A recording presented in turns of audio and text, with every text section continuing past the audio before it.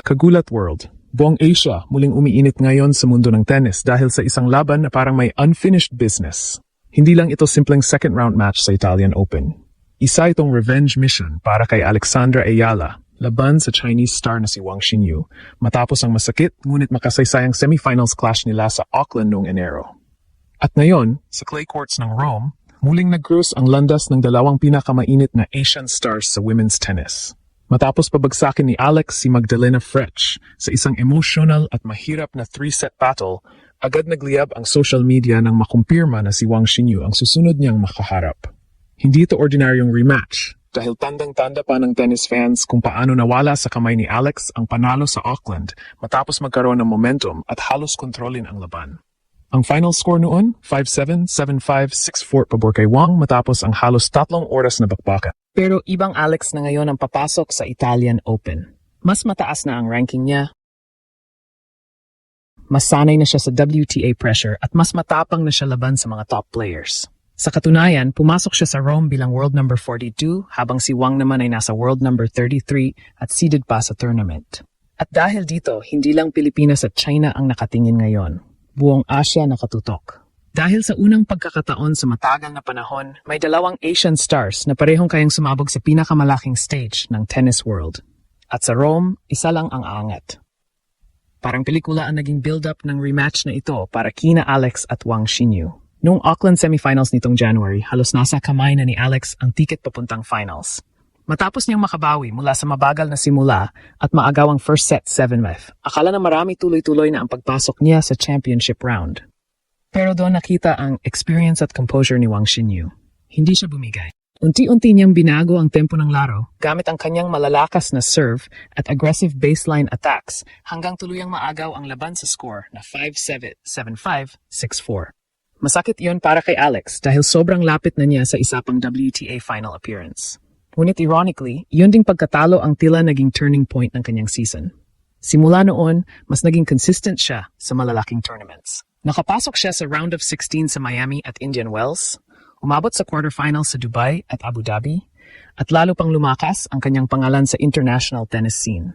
Habang si Wang naman, lalo ring nag-init matapos ang Auckland run niya. Hindi lang niya tinalo si Alex noon, umabot pa siya hanggang finals ng ASP Classic bago natalo kay Elina Svitolina. Umakyat din siya sa career high ranking na number 30 noong February at ngayon ay isa na sa pinakarespetadong Asian players sa WTA Tour. Kaya na ngayong magkaharap ulit sila sa Italian Open, sobrang daming emosyon ang nakataya rito. Hindi lang ranking, hindi lang next round, pride ng Asia ang nakasalalay dito. Dahil parehong bata, parehong explosive, parehong mabilis kumalaw, at parehong kayang makipagsabayan sa elite players ng mundo. Ang pinakadelikadong parte rito para kay Alex, ibang surface na ito. Ang Auckland ay hard court, habang ang Rome ay clay court. Surface na nangangailangan ng mas mahabang rallies, mas strategic na shot selection, at mas mataas na patience level. Ngunit ba sa ipinakita ni Alex laban kay Magdalena Frech, mukhang handa siyang makipagbakbakan kahit gaano kahirap ang laban. Matapos niyang magbagel sa first set at makabalik mula sa third set deficit para manalo 6-0, 3-6, 6-4. Maraming analysts ang nagsasabing mas mentally mature na ngayon ang Filipina star. At ito ngayon ang pinaka-exciting na tanong, kaya na bang bawiin ni Alex ang sakit ng Auckland? O muling magiging bangungot si Wang Xinyu sa kanyang Italian Open campaign? Habang papalapit ang rematch ni na Alex at Wang Xinyu sa Italian Open, mas lalong umiinit ang usapan hindi lang sa Asia, kundi maging sa international tennis media. Bakit? Dahil hindi na basta promising youngsters ang tingin sa kanilang dalawa. Pareho na silang itinuturing na bagong mukha ng Asian tennis revolution sa Women's Tour. At sa totoo lang, may kakaibang contrast ang laban na ito. Si Wang Xinyu ay parang modernong power player ng China. Matangkad, explosive, napakalakas ng first serve, at kayang kontrolin ang rally gamit ang mabibigat na forehand shots. Hindi aksidente na naging French Open doubles champion siya noong 2023 dahil kitang-kita sa laro niya ang composure at experience sa malalaking stage.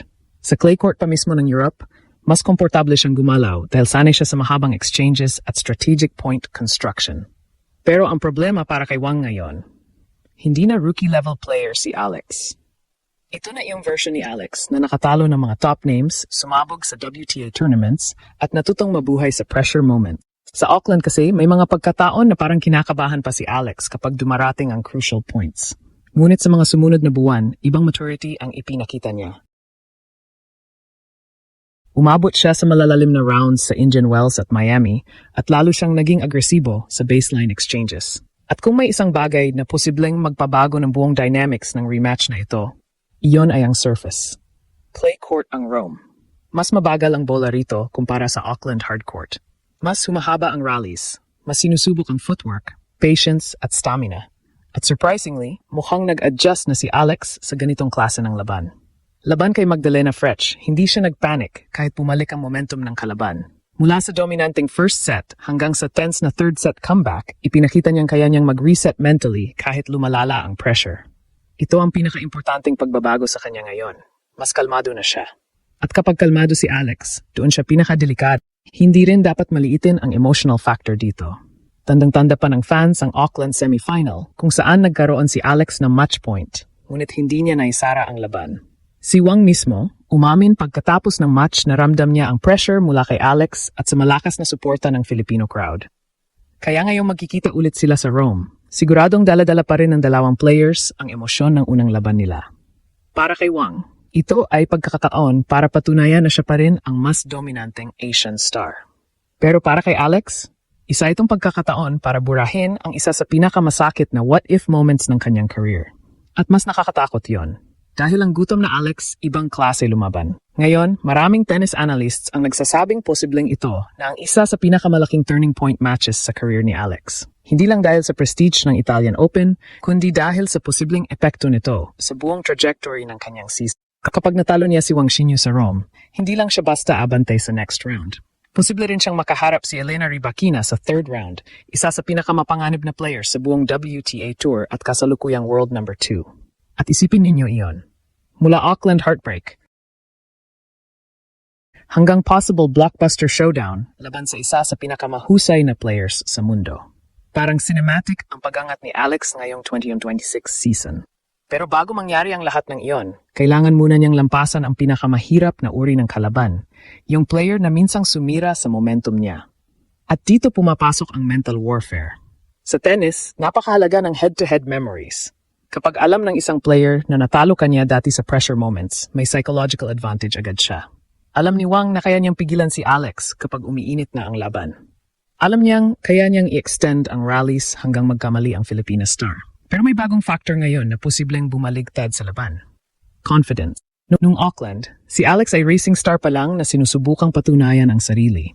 Ngayon, kilala na siya bilang isa sa pinakamapanganib na young players sa WTA. Naranasan na niyang makipagsabayan sa elite competition. Nakita na ng tennis world ang kanyang fearless mentality laban sa malalaking pangalan.